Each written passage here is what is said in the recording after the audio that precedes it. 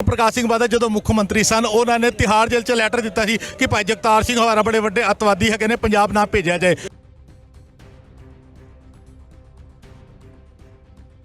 Allegation लाने बड़े सखाले आ। कुछ मैं थोड़े को सबूत दे सकदा जिहड़े अकाली दल की सरकार वेले बड़े पद्धर ते असीं भी जदोजहद की।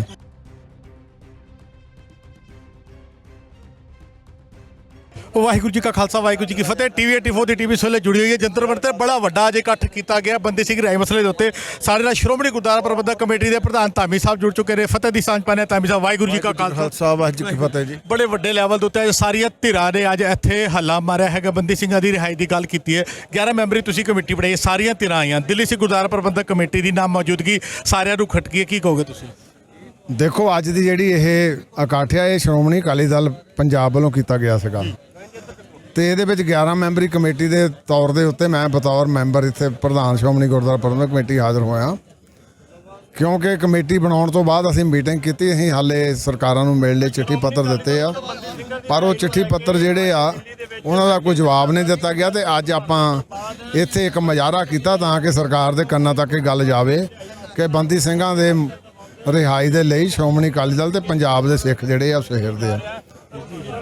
आप जी का कहना है कि 11 मैंबरी कमेटी जी श्री अकाल तख्त साहब के थले SGPC उन्होंने वालों नहीं, श्रोमणी अकाली दल बादल दे वालों अज श्रोमणी अकाली दल वालों सीगा ते फिर गाहां हुण मीटिंग करांगे बैठ के असीं उहनूं होर गाहां किदां चोरना उहनूं फिर गाहां तोरांगे। 84 के मसले की गल कर रहे हैं, लगभग 38-40 साल हो गए इंसाफ नहीं मिले। लोग कहते हैं कि उस मसले पर राजनीति होती है। अगर असीं कही अज मौजूदा हालातों के अंदर बंदी सिंह के रिहाई मसले तुहानूं लगदा नहीं राजनीति करे कोई भी धਿਰ होवे, मसला बंदी सिंह कौम दे ने, कौम दे लई उन्होंने सिर वारण की गल की, तुहानूं लगदा नहीं इस मसले के उत्ते बड़ी वड्डी राजनीति खेडी जा रही? कोई राजनीति नहीं खेडी जा रही।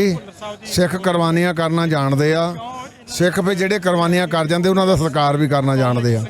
मैनू खुशी आ बड़े लंबे समय तो बाद ਜਿਹੜੇ 33 सालों के अंदर बैठे आ उन्होंने लिए आप जंदोजहद करके जिन्हों के बड़े पद्धर के उत्ते साडे सिख नौजवान आ खाड़कू वीर आ ते उन्हों की रिहाई लिए अज फिर मुड़ के नवे सिरे तो जी बेतबंदी हुई आ। इस करके गुरु साहब किरपा करन ये बकामयाबी वाल जावांगे। एक अखिरला सवाल जरूर पूछागा, कोई सदा साहब भी जुड़ चुके हैं। एक अखिरला सवाल मैं तुहाडे तो पूछना चाहांगा। बंदी सिंह रिहाई मोर्चा दिल्ली के अंदर भी बनया है, जिन्होंने आज तो कुछ समय पहले प्रेस कॉन्फ्रेंस खुलासा किया कि प्रकाश सिंह बादल जो मुख्य मंत्री सन उन्होंने तिहाड़ जेल च लैटर दिता सी कि भाई जगतार सिंह हवारा बड़े वड्डे अतवादी है ने पंजाब ना भेजा जाए। अज उसी पार्टी के वालों ही प्रोटेस्ट किया जा रहा है, की कहो? ये एलीगेशन लाने बड़े सखाले आ। कुछ मैं थोड़े को सबूत दे सकदा जिहड़े अकाली दल की सरकार वेले बड़े पद्धर ते असीं भी जदोजहद की। ਤੁਹਾਨੂੰ बलवान सिंह राजोआणे का भी समा चेते होना, दविंदरपाल सिंह भुल्लर दी मैं आप बतौर मैंबर भौर साहब मेरे नाल सी मेहता साहब की असीं पटीशन पा के गए हैं, इन्हां दी अपने बलवान सिंह राजोआणे की पा गए।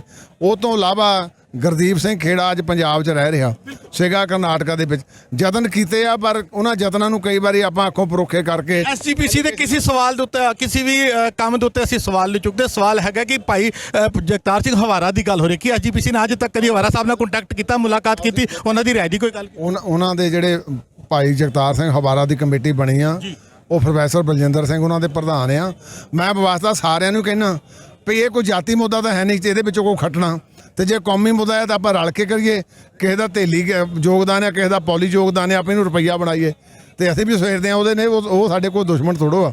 पर राजनीति नहीं इत्ते करनी चाहिए, ये तो सुहिरद दे नाल असीं दबाव इस गल ते अखीर विचला पहरा देंगे। आ देखो साडे जरनैल सरदार परमजीत सिंह सारना लख मतभेद होण ये पंथक जज्बा जिहड़ा अज इत्थे लोकां ने प्रगटावा कीता, ये इस करके किसी ना किसी पासे रंग जरूर दिखालू।